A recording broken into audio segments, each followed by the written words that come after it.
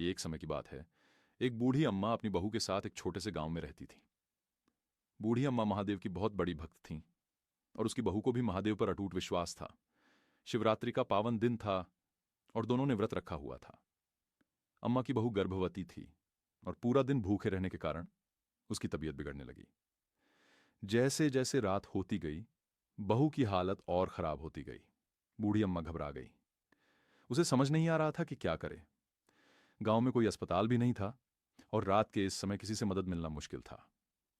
बूढ़ी अम्मा ने रोते हुए महादेव को याद किया और कहा, हे भोलेनाथ, मेरी बहू की रक्षा करो। तभी दरवाजे पर किसी ने दस्तक दी। अम्मा ने दरवाजा खोला तो सामने एक युवक खड़ा था। उसने कहा, अम्मा, मैं पास से गुजर रहा था तो लगा कि यहां कोई परेशानी है। क्या मैं आपकी मदद कर सकता हूं? बूढ़ी अम्मा ने जल्दी से उसे सारी बात बताई। युवक ने मुस्कुराते हुए कहा, चिंता मत करो, मैं ऑटो लेकर आया हूं। पास में ही एक अस्पताल है, मैं तुम्हें वहां छोड़ दूंगा। वह युवक तुरंत अम्मा और उसकी बहू को लेकर अस्पताल पहुंचा। डॉक्टरों ने तुरंत बहू का इलाज शुरू कर दिया। कुछ ही समय बाद डॉक्टर ने बताया कि अब वह बिल्कुल सुरक्षित है। बूढ़ी अम्मा अस्पताल के बाहर आई और उस ऑटो वाले को पैसे देने लगी, लेकिन वह वहां नहीं था।